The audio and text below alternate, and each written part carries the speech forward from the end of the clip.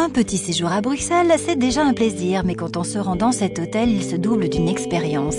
Cette première tentative de boutique hôtel design dans la capitale européenne est une réussite. Bonjour, soyez les bienvenus à l'hôtel Bimanos à Bruxelles. Son côté 70s revisité séduit et l'utilisation originale de la photo surprend agréablement. C'est notre troisième projet, qui est un projet tout à fait différent des deux autres.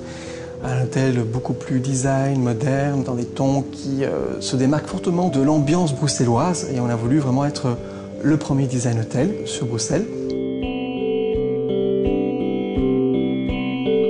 C'était la première école vétérinaire de Bruxelles.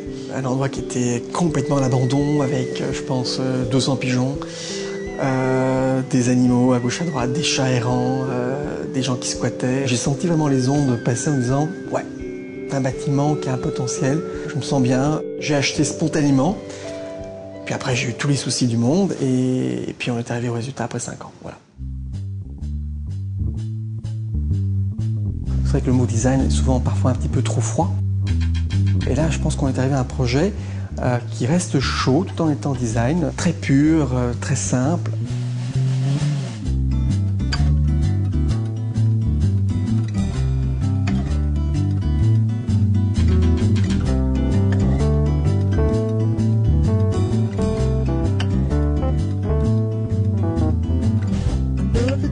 Ici, vous avez le salon feu ouvert pour passer des soirées agréables au coin du feu.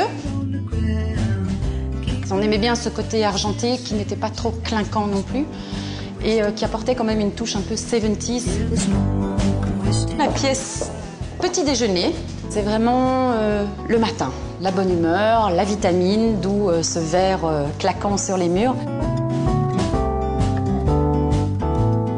La seule chose qui rejoint toutes les pièces, en fait, ici, c'est la pierre, qui est toujours la même un peu partout.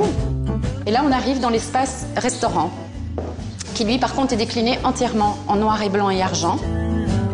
Et ces fameux lustres, qu'on a l'impression que ce sont des bulles de savon qui se sont figées. C'est une jeune artiste hollandaise, en fait, qui les a créées.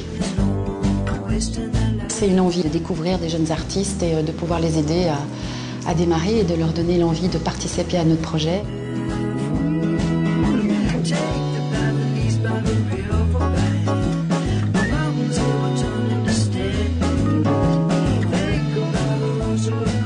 Les photos font partie, une part entière de l'histoire de l'hôtel. Vous n'aurez aucun tableau dans l'hôtel, ce ne sont que des photos. Donc on a 65 personnes qui ont joué le jeu pour nous, ce sont des gens comme vous, comme moi. Donc 60 portes de chambres différentes. Et ces personnes continuent en fait à vivre dans la chambre. Quand vous vous promenez dans l'hôtel, c'est très agréable parce qu'on a l'impression de se promener dans une galerie de photos pour finir. Toutes les chambres ont le même mobilier. La table basse des petits salons est en fait une table basse qu'on a trouvée en Italie et c'est en fait une table qui tourne dans tous les sens.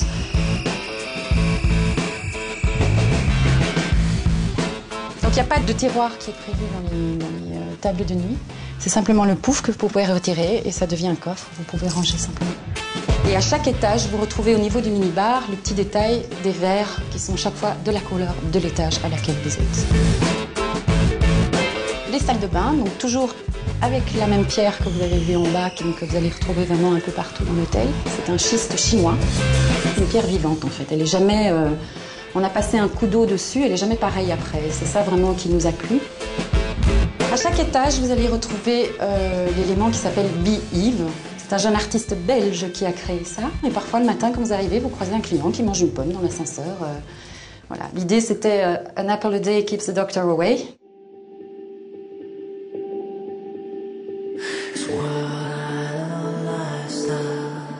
Le deuxième étage est ce qu'on appelle, nous, l'étage sexy. Donc, en fait, ce sont des photos où les gens ont un peu plus osé aller loin, tout en restant tout à fait soft et sans vulgarité aucune.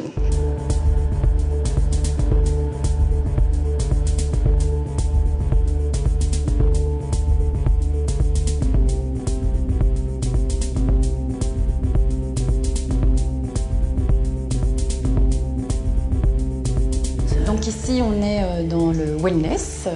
Pas grand, juste ce qu'il faut. On a un hammam, un sauna et une salle de massage.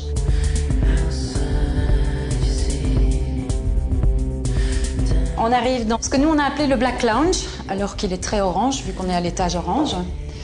C'est un peu le salon psychédélique, si on veut. Ici, on s'est vraiment laissé aller.